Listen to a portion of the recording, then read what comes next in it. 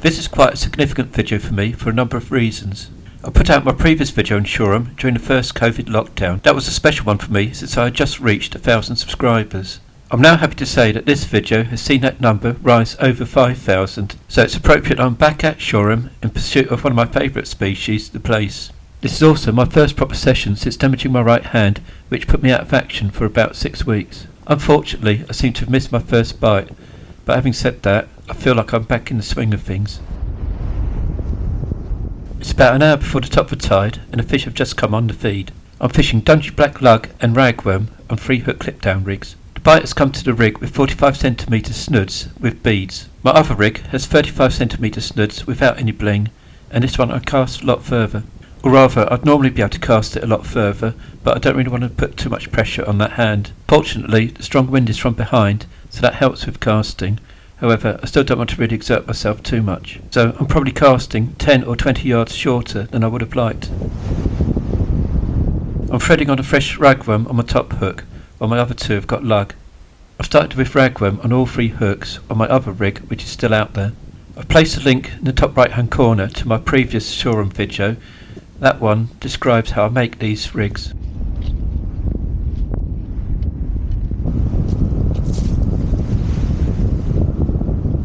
Flapper rigs are fine if you're not casting far, but if you do want to get that distance, then clipping down is vital. That's even more important if you're using a lot of fairly large beads, since they reduce your casting distance by quite a bit.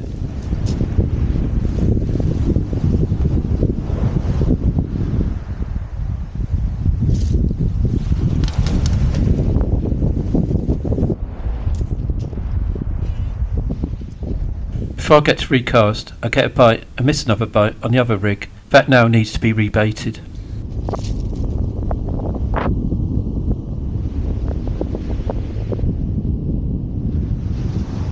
This rig has size 3 hooks, while the other one with the beads has got size 2 Aberdeens.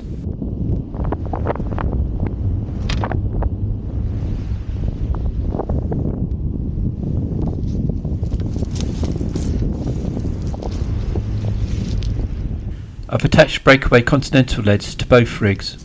This one is lighter at 130 grams, while the other one is 170. However, since there doesn't appear to be much tidal pull, I could have got away with a lot lighter leads.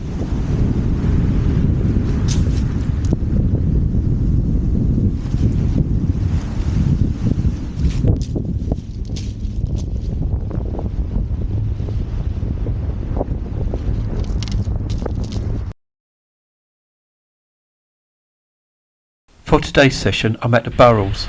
As you can see, this is fairly close to the western arm of Shoreham Harbour. Unlike at the Church of Good Shepherd, there are no rock armour groins here. When I arrived, there were a couple of other anglers fishing here, which is always a good sign. I'm using my familiar setup, with rods kept fairly low down. I'm using £20 braid with my lighter rig, and £30 with the one which has got beads.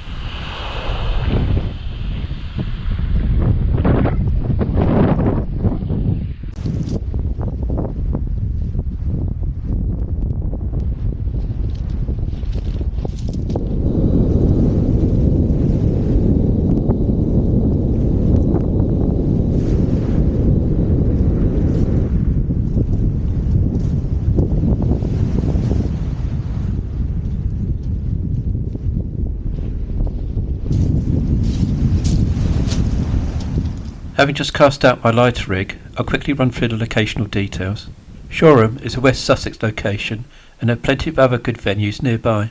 Homing in on the area, there are other notable place marks worth trying, with Brighton being particularly popular early in the plaice season. The Shoreham marks are adjacent to those at Lancing and Wide Water. There's a long stretch between the Church of Good Shepherd and the harbour arm that's worth fishing. Here I've identified the marks running from west to east. There isn't much to choose between them, but on this occasion I've headed for the Burrells.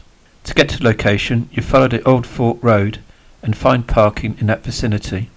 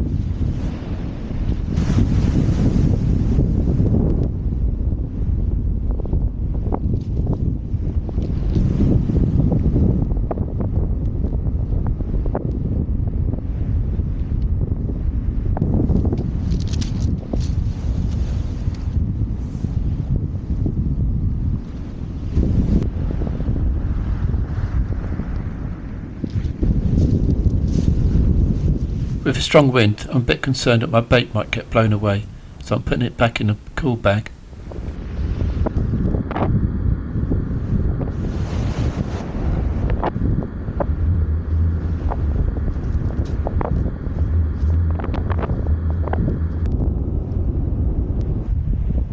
I spot another indication, so I pounce ready to strike. When using braid, I like to hit my bites, rather than letting the fish hook themselves. That way I tend to lip hook a lot more than I would otherwise.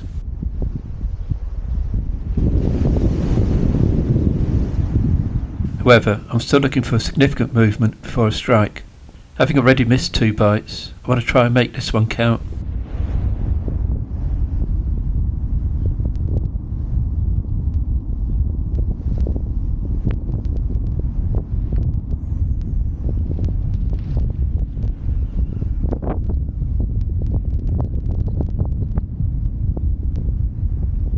I strike, and it feels like there's something on.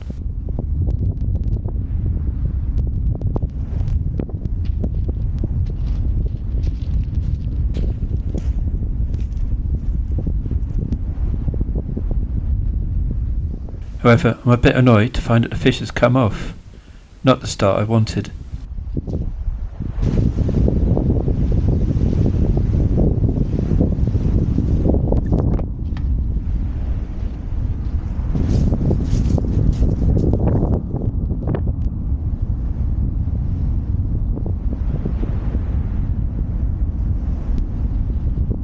Before I could rebait that rig, there's an indication on the other rod.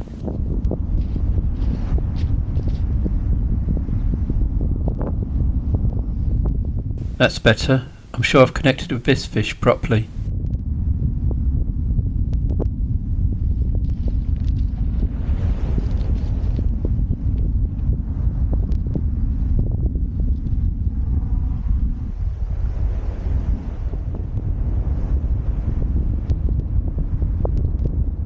And it's what I've come here for, a sizable plaice.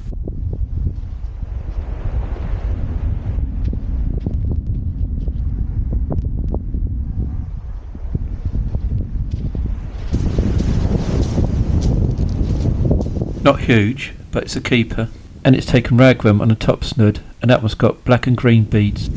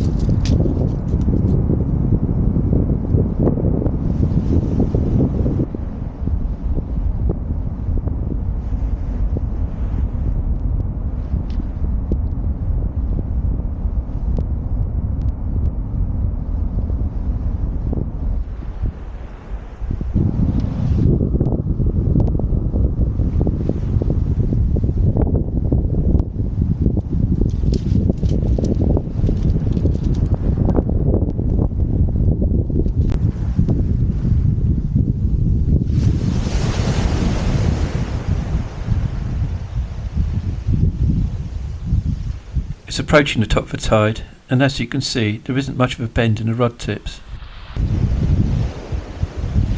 I seem to be getting a fair number of small little indications, which is a bit frustrating since I'm not pulling the rod right round.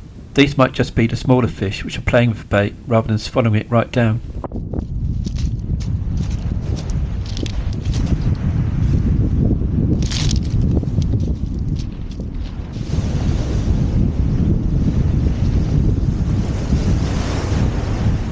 Change in weather makes conditions a bit unpleasant, with a fairly strong shower of hail and sleet. Bites resume after the shower passes.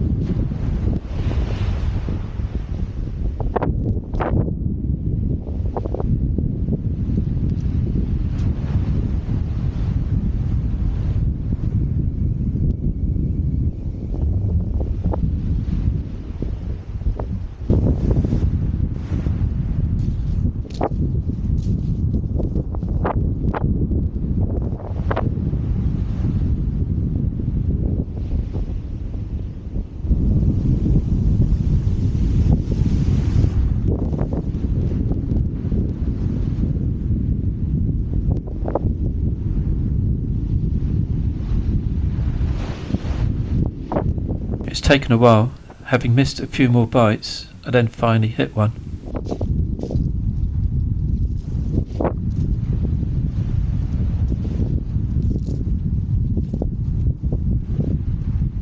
This is a smaller fish which has been lip hooked, so that can go back unharmed. Once again it's on the ragworm.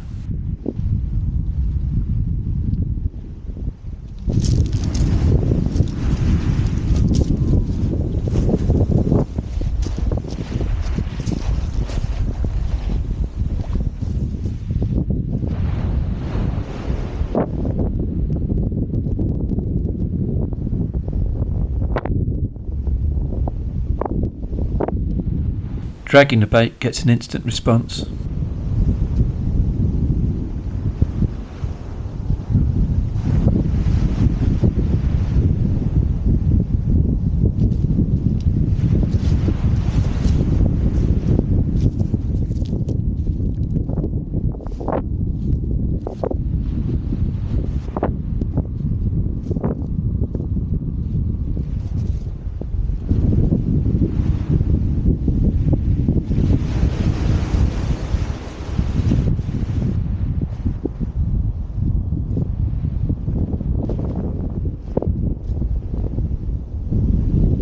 Place number 3, and this one's of quite decent size.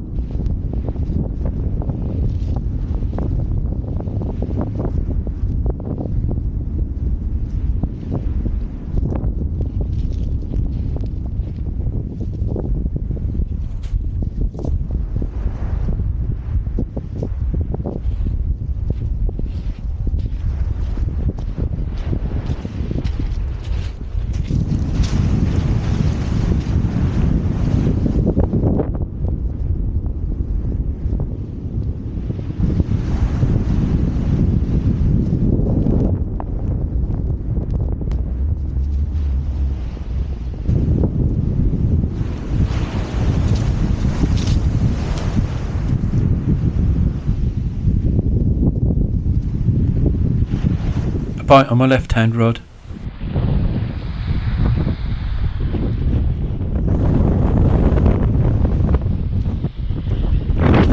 Despite the wind, the bite is still fairly easy to spot.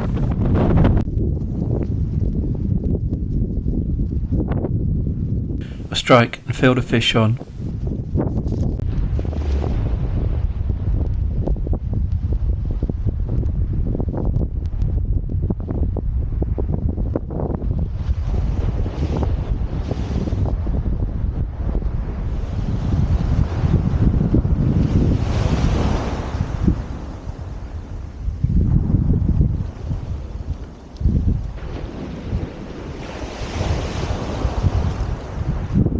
Once again, this one's quite reasonable, but this time it's taken a lugworm.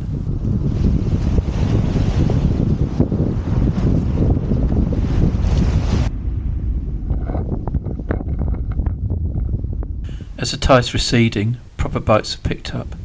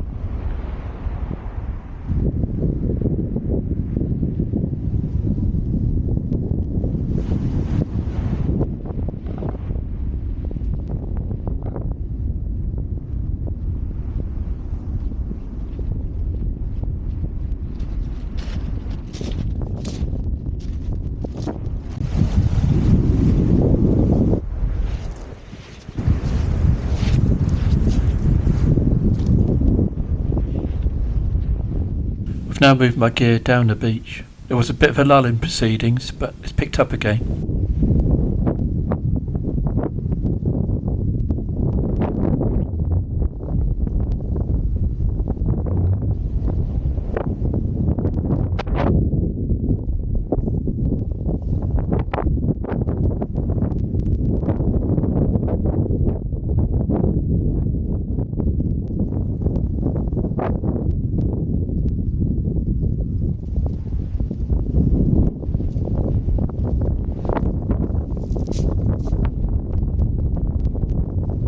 The wind's picked up a bit now, but I'm still getting bites, so don't really want to pack up just yet.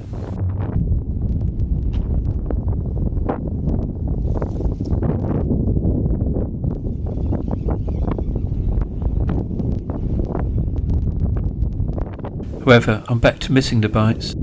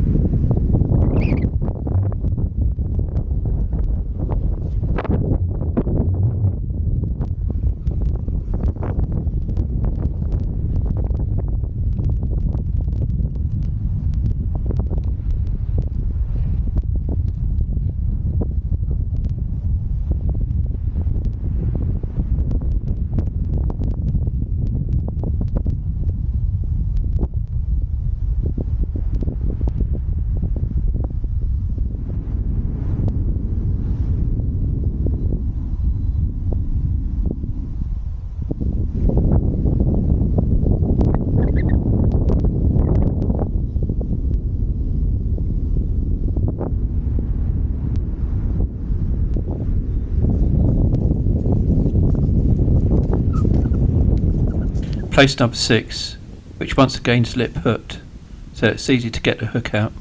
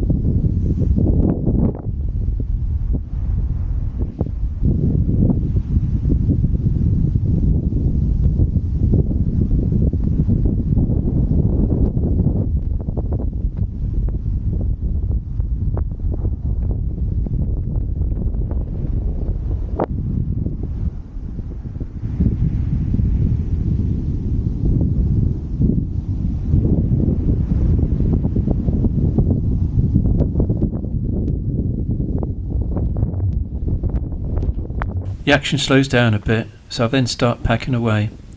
However, I do get one more indication.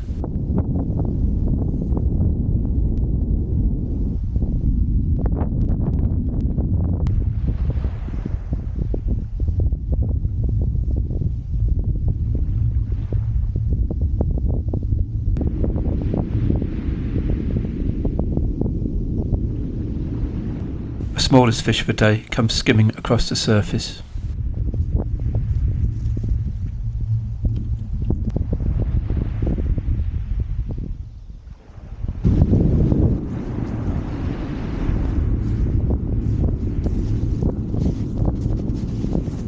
Might be tiny, but it's a lovely looking fish.